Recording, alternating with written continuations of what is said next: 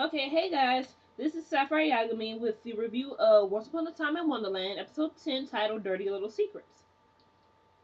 Now, in this episode, we have, also you know from last week, the Jabberwocky has been released, and, not many people know about it, and Alice, Cyrus, Anastasia, and Will are, trying to, come up with a, a way to help, save Wonderland. And so, they split up, right? William and Anastasia and Cyrus and Alice. I'm gonna forget the main character named Alice. It's called Wonderland. I forgot Alice. Okay, so Alice and Cyrus split up and they go look for this whale. It's supposed to be like this cure-all whale, that cure thing. So I'm like, okay. And Anastasia and Will go to the White Rabbit. So White Rabbit acting like he's not home, but we know he's home. So Anastasia tries to beg for forgiveness and saying that we need your help. We need you to go to tell one people Wonderland, get them to rile up so we can get Wonderland back. And she doesn't want to get it back for herself. She want to get back for the people to bring it back to the way it once was. And so the White Rabbit tells Anastasia that the Jabberwocky has been released, and you see this big like, oh my god, on face, and Will's like, wait, what's the Jabberwocky? What's the Jabberwocky? What's the Jabberwocky? Like, obviously he doesn't know. So then she's in the woods. She's like, we have to hurry up and warn Alice and Cyrus of the Jabberwocky. And then as they're walking through the woods, birds chirping and stuff. So all of a sudden it goes really extremely quiet. So she's like, shh. And he's like, wait, I don't hear anything. She said, exactly. So she tells him to get in the bottle. He's like, no, I'm getting the bottle. She's like, I must have command to get in the bottle. Because she knows they're after the genie. If they get the genie, because he already has two other genies, he's going to have all three of them. Whatever he's trying to do is going to come to fruition. So she puts him in the bottle. She hides it. And then, of course, the Jabberwocky starts talking and stuff. Then eventually punches her lights out. And then grabs William. The next time we see, she wakes up. She and William are tied in the chair facing each other. And so Jafar, of course, since Anastasia is still the master of the bottle, he needs her to complete all three wishes so he can become the new master because he has it in his possession. And so, of course, the Jabberwocky had to do her thing, break her down to the point where she can use her, to the point where she's gonna want to use her three wishes. So she breaks it down and gets her to make her first wish and make a wish for her crown, and then wish for her royal jewels. And then she wishes for the pain to end, which thus causes William to go back to battle. Now, I felt bad for Anastasia, but I felt like with her wishing for her royal jewels was sort of like her clutch. You know how like in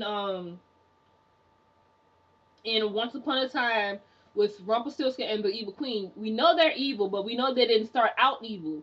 But we know they kind of clung to something. Even like, for example, when Regina found out when Tinkerbell led Regina to her happy ending, Regina could have went inside that bar and forgot all her revenge stuff for trying to kill Snow White and went off to have a happy ending. But she didn't. She clung. She was scared, and she clung to what she knew. She clung to that hatred, that darkness inside her. Same thing with Rumpelstiltskin. Rumpelstiltskin is seen as a coward, but to him, his clutch is his magic. Because with his magic, he's not a coward anymore. He's powerful. People fear him now instead of just sitting there making fun of him. So that's what I felt. That's what I felt was with Anastasia wishing for those jewels and her royal crown. To her, those are her clutch. She's not that girl anymore when she first met Will and her mom. I kind of blame her mom a little bit for that too.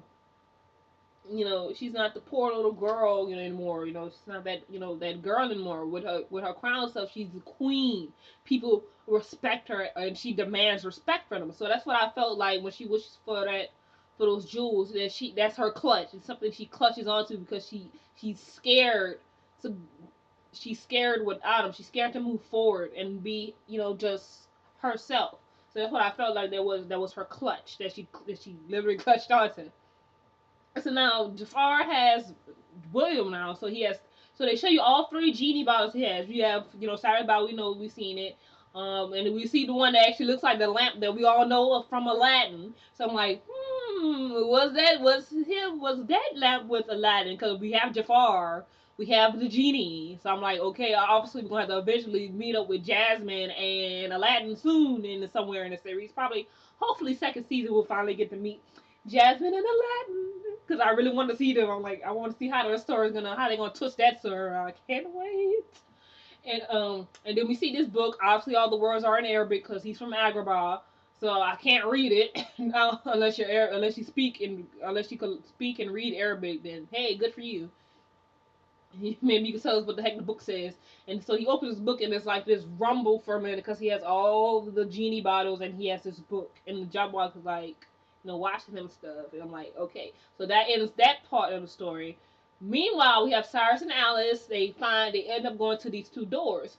The man in the middle says one door will lead to, pretty much your death. The other one will lead to the well. So Alice is trying to figure this out. Cyrus is like, we don't have time for this. And he tries to go around it, but it's like a force field, so you can't go around it. So Alice figures out the riddle, because obviously this is Wonderland. Everything has to be in a freaking riddle.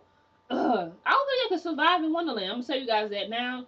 Because all these riddles going on, I don't know. I couldn't survive in Wonderland. So obviously I would not get nowhere in Wonderland. And so she figures out it's a riddle, and the guy is lying. So when she asks him, does this door lead to such and such? He says, yeah. Does this door lead to such and such? He says, no. So obviously that means yes. So they go through the door. Hey, they found the well. Cyrus tells Alice not to come with. She doesn't know why. He said, just do it. I gotta do it on my own. So he goes to the well, picks up the water. This woman comes out the water and says, oh, you're bad. So we realize, because we gotta go to a series of flashbacks, okay, how Cyrus became a genie in the first place. Okay. We see him and the brothers, they're playing cards and stuff. They done tricked this man out his money. The man gets mad at him because obviously Cyrus cheated. So when the boys head back home, the house is on fire and their mother is inside. They save their mother, but she's severely burned. So they hear of this well of wonders. That's what it's called, like the cave of wonders, but it's not a cave. It's the well of wonders. Got it. Okay. It's called the well of wonders. So they go there. They fill up their satchels with water. The little Nyx thing come out. I think we call her a Nyx. She comes out and she says, this water's not meant for you. And they realize she knows why they're here for the water, but she's like, your mother's fate has already been decided. She's meant to die.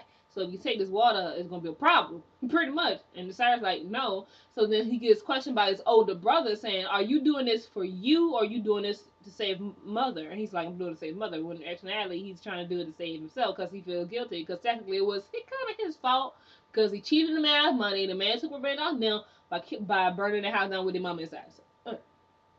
So they get there.